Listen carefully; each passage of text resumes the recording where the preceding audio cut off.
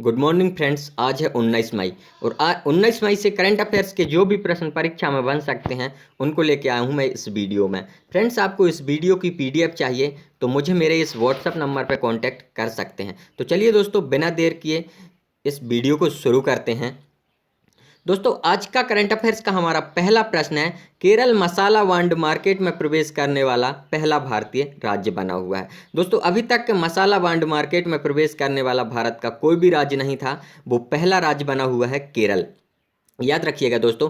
चलिए हम इसके बारे में जानकारी प्राप्त कर लेते हैं। लंदन स्टॉक एक्सचेंज, दोस्तों जिसे हम शॉर्ट में बोलते हैं LSE, के इंटरनेशनल सिक्योरिटी मार्केट, जो दोस्तों लंदन स्टॉक एक्सचेंज है उसके इंटरनेशनल सिक्योरिटी मार्केट, जिसे हम शॉर्ट में बोलते हैं ISMA, में Kerala infrastructure investment fund board, क्या है दोस्तों, Kerala infrastructure investment fund board के IIFB के 312 मिलियन, हम रुपए में इसे कन्वर्ट करें तो फ्रेंड्स 2150 करोड़ रुपए के मसाला बैंड सूची बद्ध करके केरल मसाला बैंड मार्केट में प्रवेश करने वाला पहला भारतीय राज्य बना हुआ है।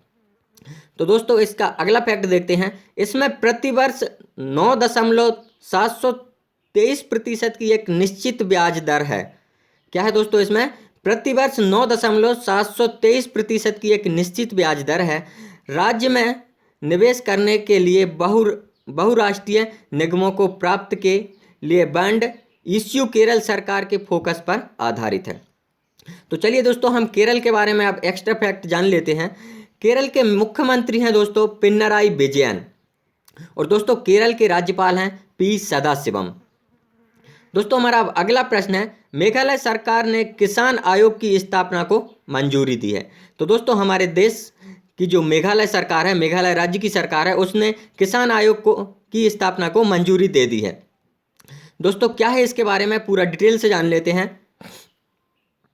मेघालय सरकार ने किसानों की समस्या की निगरानी के लिए एक आयोग की स्थापना को मंजूरी दे दी है। ठीक है, कृषि विभाग द्वारा किसान संसद में पारित प्रस्ताव के अनुरूप किसान आयोग का प्रस्ताव दिया गया था। दोस्तों इसके बारे में अगली जानकारी है, देश में अपनी तरह की पहली संसद, किसान संसद, दिसंबर 2018 में आयोजित की गई थी।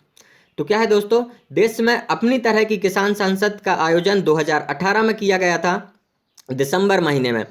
इसमें राज्य के कृषि स्थितियों से संबंधित मुद्दों पर चर्चा करने के लिए किसानों के अलावा वैज्ञानिकों, नौकरशाहों ने भाग लिया था। तो दोस्तों क्या बोल रहा है, जो 2018 में किसान संसद आयोजित की गई थी उसमें कृषि स्थितियों से संबंधित मुद्दों में चर्चा करने के लिए जो हमारे भारतीय किसान हैं, इनके अलावा वैज्ञानिकों, नौकरशाहों आदि ने भाग लिया था। तो दोस्तों हम मेघालय के बारे में जान लेते हैं। तो मेघालय के मुख्यमंत्री हैं श्री कोनराड के संगमा, और दोस्तों हम मेघालय के जो राज्यपाल हैं वो अभी तथागत राय हैं। दोस्तों हमारा अगला प्रश्न है, भारत सिंगापुर ने दक्षिण चीन सागर में सिम्बेक्स 19 नौसेना अभ्यास आयोजित किया है। तो दोस्तों भारत सिंगापुर के बीच में जो नौसेना अभ्यास आयोजित हो रहा है उसका नाम है सिम्बेक्स, और दोस्तों ये कहाँ पे हो रहा है, ये हो रहा है दोस्तों दक्षिण चीन सागर में। तो चलिए दोस्तों इस नौसेना अभ्यास के बारे में हम जान लेते हैं। Singapore India maritime bilateral exercise SIMBEX, दोस्तों इस सिम्बेक्स का पूरा नाम क्या है, Singapore India maritime bilateral exercise. 19 के 26वें संस्करण की शुरुआत दक्षिण चीन सागर में हुई है। तो दोस्तों जो सिम्बेक्स 19 है, ये कौन सा संस्करण है, 26वां संस्करण है दोस्तों। इसकी शुरुआत दक्षिण चीन सागर में हुई है। IN शिप्स कोलकाता और शक्ति के अलावा long range maritime petrol aircraft P-8I भी अभ्यास में भाग लेंगे। तो दोस्तों आगे हम इसके बारे में और जानेंगे। नौसेना अभ्यास में विभिन्न समुद्री युद्ध अभ्यास शामिल होंगे, जैसे कि उन्नत हवाई ट्रैकिंग, समन्वित लक्ष्यीकरण, सामरिक अभ्यास और हवाई और सतह के लक्ष्यों पर हथियार फायरिंग। तो दोस्तों जैसे कि एक प्रश्न बहुत अच्छा पूछा जाता है कि भारत और सिंगापुर के बीच में कौन सा युद्ध अभ्यास होता है, तो दोस्तों उसका नाम है सिम्बेक्स। दोस्तों जो सिम्बेक्स 19 हुआ है वो इन दोनों के बीच का 26वां संस्करण है। और दोस्तों ये कहाँ शुरू हुआ है, ये हुआ है दक्षिण चीन सागर में। दोस्तों हमारा अगला प्रश्न रहेगा, विदेश मंत्री सुषमा स्वराज बिश्केक में CSCO के विदेश मंत्रियों की बैठक में भाग लेंगी। तो दोस्तों हम आगे जानेंगे इसके बारे में। विदेश मंत्री सुषमा स्वराज किर्गिज गणराज्य में, कहाँ पे दोस्तों, किर्गिज गणराज्य में बिश्केक में शंघाई सहयोग संगठन SCO के विदेश मंत्रियों की बैठक में भाग लेंगी। स्वराज ने पाकिस्तानी समक्ष शाह मसूद कुरैशी भी बैठक में भाग लेंगे। तो दोस्तों जो सुषमा स्वराज हैं वो हमारे देश की विदेश मंत्री हैं, जो कि बिश्केक में जो शंघाई सहयोग संगठन की एक बैठक हो रही है जिसमें विभिन्न देशों के विदेश मंत्री भाग लेंगे, वहां हमारे देश की विदेश मंत्री सुषमा स्वराज भी भाग लेने के लिए जा रही हैं। और साथ ही इसी में पाकिस्तान के विदेश मंत्री शाह महमूद कुरैशी भी इस बैठक में भाग लेने के लिए जा रहे हैं। यह विदेश मंत्रियों की दूसरी परिषद CFM बैठक होगी जिसमें भारतीय SCO के पूर्ण सदस्य के रूप में भाग लेगा। विदेश मंत्री ने 2018 में बीजिंग चीन के अंतिम CFM बैठक में भी भाग लिया था। तो दोस्तों जो CSO है उसका मुख्यालय बीजिंग में है, चीन में। दोस्तों मैं आपको बता दूं कि चीन की जो राजधानी है वो बीजिंग ही है। दोस्तों हमारा अगला और 5वां प्रश्न है, ऐतिहासिक कदम, विश्व माप की इकाई को पुनः परिभाषित किया गया। दोस्तों दशकों से अभूतपूर्व प्रयोगशाला कार्यों के बाद दुनिया के वैज्ञानिकों और तकनीकी समुदाय ने एक ऐतिहासिक निर्णय में सर्वसम्मति से 7 आधार इकाइयों में से 4 को फिर से परिभाषित करने का संकल्प अपनाया है। दोस्तों जो हमारी SI पद्धति है उसमें हमारी 7 मात्रक हैं जिनमें से 4 को फिर से परिभाषित करने का संकल्प अपनाया है। ठीक है दोस्तों, यह इकाइयाँ किलोग्राम, केल्विन, मोल और एम्पियर हैं। तो जो वर्तमान में 4 इकाइयों को फिर से परिभाषित कर रहा है दोस्तों, उनमें 4 इकाइयाँ हैं हमारी किलोग्राम, केल्विन, मोल और एम्पियर। तो दोस्तों आगे इसके बारे में और जानेंगे हम। इस निर्णय ने अब वैज्ञानिकों और शोधकर्ताओं को SI इकाइयों को पूरी तरह से प्रकृति के मौलिक गुणों पर आधारित करने में सक्षम बनाया है। यह आने वाले वर्षों के लिए उनके निरंतर शोधन और सुधार को निश्चित करेगा। मूलभूत स्थिरांक समय और स्थान के परिवर्तनीय है और सफलतापूर्वक कलाकृतियों पर आधारित इकाइयों को परिभाषित किया गया है और सभी 7 आधार इकाइयों को मौलिक स्थिरांक क्वांटम मानकों से जोड़कर क्वांटम दुनिया के लिए नए युग को खोल दिया गया है। तो चलिए दोस्तों अब देखेंगे हम बैंकिंग समाचार। तो दोस्तों अगर वीडियो अच्छा लग रहा हो यार ना, तो प्लीज़ चैनल को सब्सक्राइब कर देना, वीडियो को लाइक कर देना और वीडियो को शेयर कर देना। बने रहिए आप हमारे साथ, चाहे आप कोई भी exam UPSC, MPPSC, BPSC, Jharkhand PSC या फिर उत्तर प्रदेश PCS की तैयारी आप कर रहे हैं या फिर कोई भी वनडे एग्जाम की तैयारी कर रहे हैं, तो आपके लिए ये हमारे करंट अफेयर्स का वीडियो बहुत ही अच्छा साबित होगा। तो चलिए आप हमारे साथ जुड़ी रहिए, मैं लेके आता हूँ डेली करंट अफेयर्स की वीडियो। इसी के साथ साथ मैं अन्य सब्जेक्ट की वीडियो भी आपके लिए लेके आता हूँ। तो चलिए यार जल्दी जल्दी हेल्प करिए और वीडियो को सब्सक्राइब करिए, वीडियो को शेयर करिए, चैनल को सब्सक्राइब करिए और हमारे साथ बने रहिए। दोस्तों हमारा अगला प्रश्न है, BSNL ने भारत में वाईफाई फुटप्रिंट का विस्तार करने के लिए गूगल के साथ साझेदारी की है। तो दोस्तों हमारे देश की जो कंपनी है संचार निगम BSNL, इसने क्या किया है, वाईफाई फुटप्रिंटिंग का विस्तार करने के लिए गूगल के साथ साझेदारी कर ली है। तो चलिए दोस्तों इसके बारे में हम जानते हैं। राज्य द्वारा संचालित टेलको BSNL ने घोषणा की है कि उसने देश भर में अपनी वाईफाई फुटप्रिंट का विस्तार करने के लिए इंटरनेट प्रमुख गूगल के साथ साझेदारी की है। ठीक है, जो हमारा देश है उसमें वाईफाई फुटप्रिंट को विस्तार करने के लिए इसने गूगल के साथ साझेदारी की है। नई पहल से ग्राहकों को वाईफाई पर बीएसएनएल हाई स्पीड इंटरनेट सेवाओं का उपयोग करने में मदद मिलेगी। दोस्तों जो हमारे ग्राहक हैं उनको क्या होगा, बहुत ही मदद मिलेगी हाई स्पीड इंटरनेट सेवाओं का इस्तेमाल करने में बीएसएनएल की। तो चलिए दोस्तों हम अगला फैक्ट इसके बारे में जान लेते हैं। गूगल ने पूर्व में एनालिसिस मेशन स्टडी के लिए रेव अकॉर्डिंग का रोल आउट पूरा कर लिया है। यह सार्वजनिक वाईफाई 2019 तक 40 मिलियन नए उपभोगकर्ताओं को इंटरनेशनल से जोड़ देगा। चलिए दोस्तों हमारा अब अगला प्रश्न है। HDFC कैपिटल ने रियल एस्टेट टेक्नोलॉजी कंपनियों के संरक्षण के लिए ही आर्ट लॉन्च किया है। क्या लॉन्च किया है दोस्तों? ही आर्ट लॉन्च किया है। दोस्तों पूछ सकता है ही आर्ट किसने लॉन्च किया? तो दोस्तों वो किया है HDFC कैपिटल ने।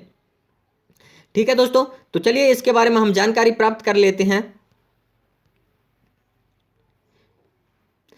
HDFC लिमिटेड ने पूर्ण स्वामित्व वाली सहायक कंपनियां HDFC कैपिटल एडवाइजर्स ने HDFC affordable real estate and technology programme हैट नामक एक नई पहल की शुरुआत की है। दोस्तों इसके बारे में आगे जानेंगे। इसका मुख्य उद्देश्य अचल संपत्ति प्रौद्योगिकी कंपनियों में संरक्षण, साझेदार और निवेश करना है, जो किफायती आवास पारिस्थितिकी तंत्र के भीतर नवाचार और क्षमताएं चलाते हैं।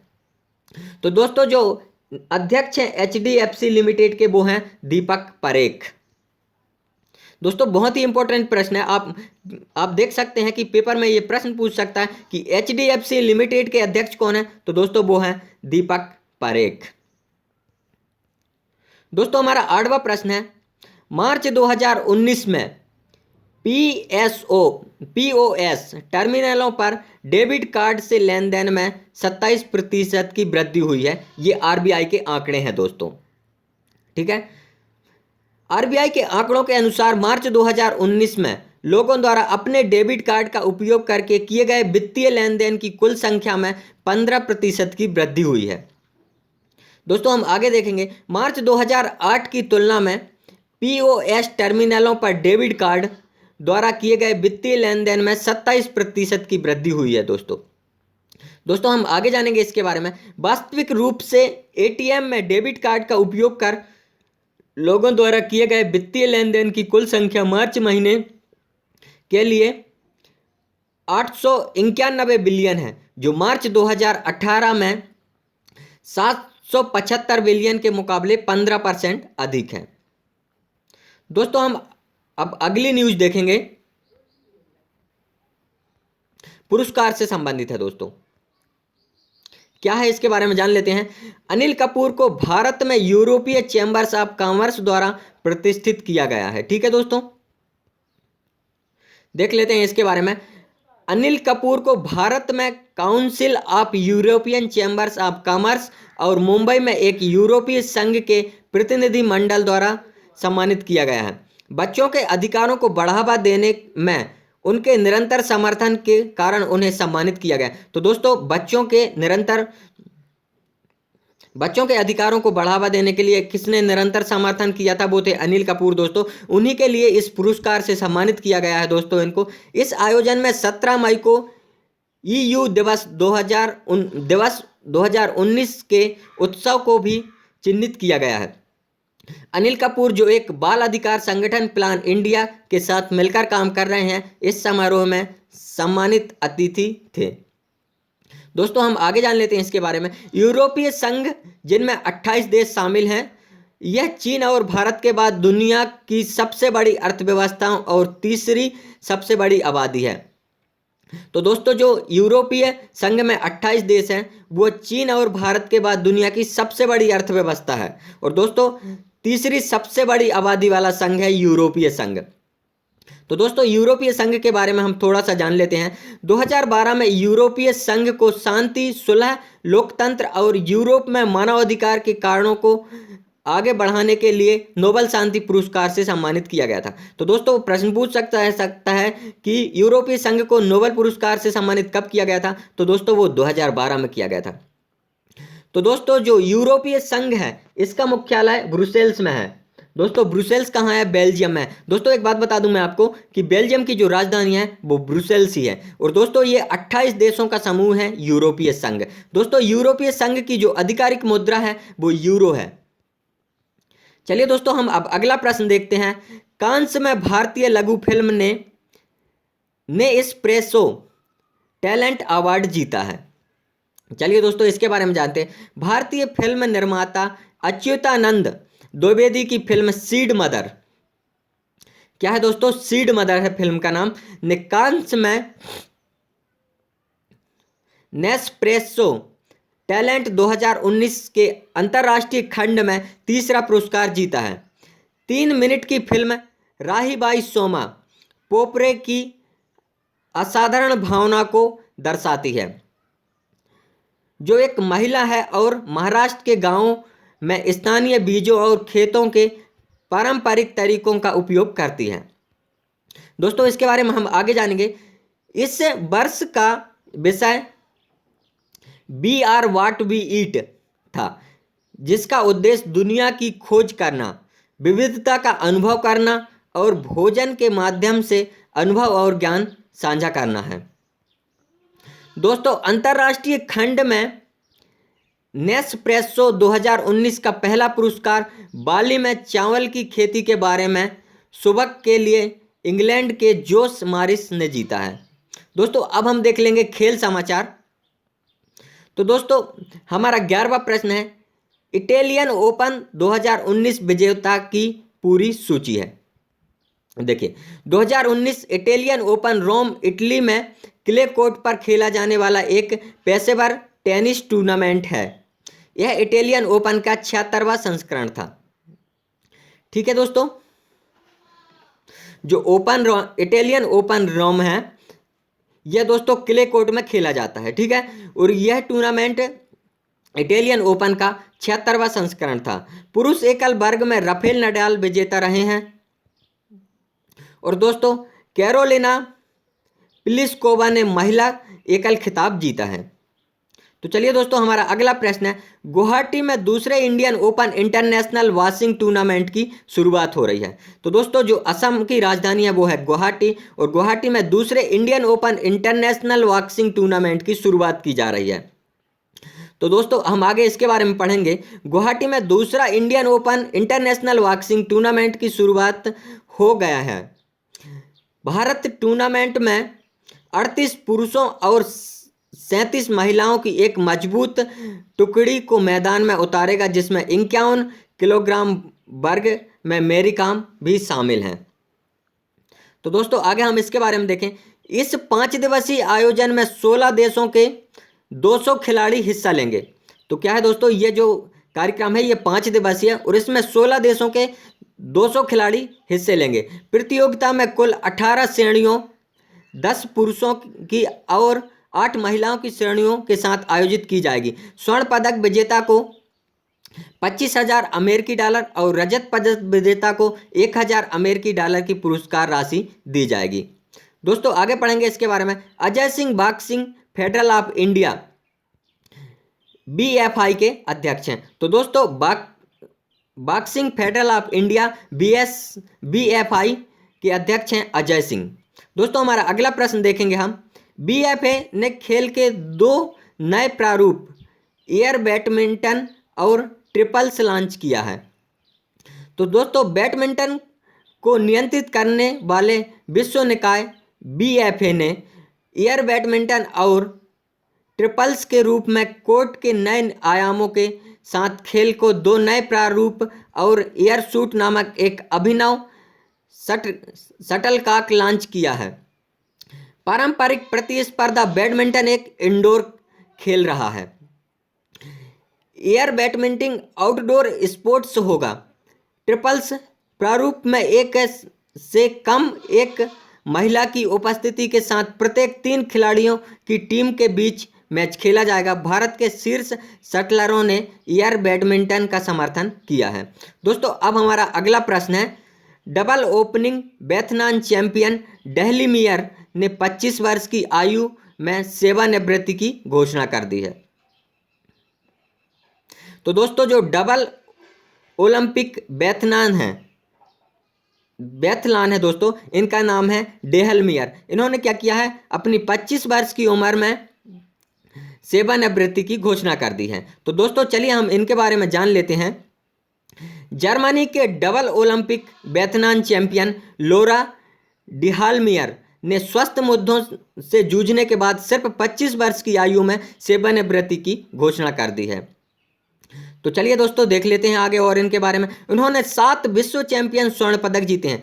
तो जो दोस्तों जो डिहालमियर हैं, इन्होंने 7 विश्व चैंपियन स्वर्ण पदक जीते हैं और 2018 में प्योंगचांग में एक ही ओलंपिक में स्प्रिट और परशूट जीतने वाली पहली महिला वाथलेट बनी थी। दोस्तों अब हम जान लेते हैं मुख्य दिवसों के बारे में। तो दोस्तों विश्व मधुमक्खी दिवस 20 मई को मनाया जाता है। दोस्तों विश्व मधुमक्खी दिवस कब मनाया जाता है, 20 मई को मनाया जाता है। पारंगणों जैसे मधुमक्खियों, तितलियों, चमगादड़ और चिड़ियों के महत्व के बारे में जागरूकता बढ़ाने उनके द्वारा सामना किए जाने वाले खतरों और टिकाऊ विकास के लिए उन्हें योगदान के लिए संयुक्त राष्ट्र ने 20 मई को विश्व मधुमक्खी दिवस के रूप में नामित कर दिया है। तो दोस्तों इस हमारा अगला है इसी के बारे में। 20 मई को एंटोन जानिसा का जन्मदिन है, जिन्होंने 18वीं शताब्दी में अपने मूल स्लोवेनिया में आधुनिक मधुमक्खी पालन तकनीकी का बीड़ा उठाया था और इतने कम ध्यान देने की जरूरत के बावजूद मधुमक्खियों की इतनी मेहनत करने की क्षमता की प्रशंसा की थी। तो दोस्तों जो एंटोन जानिसा है, उनके ही जन्मदिन पर संयुक्त राष्ट्र ने 20 मई को विश्व मधुमक्खी दिवस मनाए जाने की घोषणा की है। तो चलिए दोस्तों अब निधन के बारे में हम जान लेते हैं। The master architect I M. Pei का निधन हो गया है। तो दोस्तों जो आई.एम. पेई थे उनका निधन हो गया, जो मास्टर आर्किटेक्ट थे। लोवर के क्रिस्टल पिरामिड को डिजाइन करने वाले 3 दशक से अधिक समय तक अमेरिकी वास्तुकला में एक प्रमुख व्यक्ति आई.एम. पेई का निधन हो गया है दोस्तों। ठीक है दोस्तों, वह 102 वर्ष के थे।